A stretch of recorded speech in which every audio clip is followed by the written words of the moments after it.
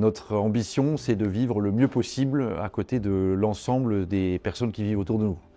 Et donc, par définition, on a pris un engagement très clair qui est qu'on doit respecter la qualité de l'air 100% du temps et sur 100% des normes.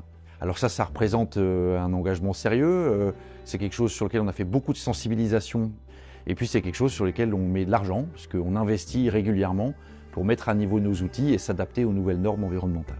Sur chacune de nos usines, vous avez des personnes qui sont en charge de ces sujets spécifiques, QSE, qualité, sécurité, environnement.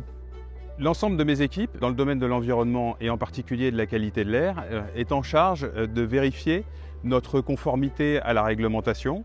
Ça veut dire mesurer et donc contrôler que nos rejets sont conformes en permanence.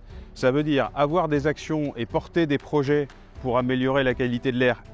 Les équipes sont en charge de la gestion de la relation avec ce qu'on appelle la DREAL, donc c'est l'autorité en matière d'environnement.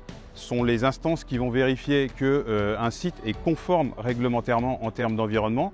Et ça veut aussi dire avoir des actions de communication vis-à-vis de nos riverains.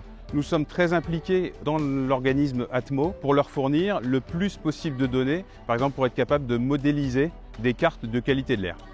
Si on prend l'exemple de notre premier projet Green Step qu'on a mis en service l'an dernier sur le site de Dunkerque, c'est un investissement de l'ordre d'une trentaine de millions d'euros pour un nouveau filtre qu'on appelle hybride.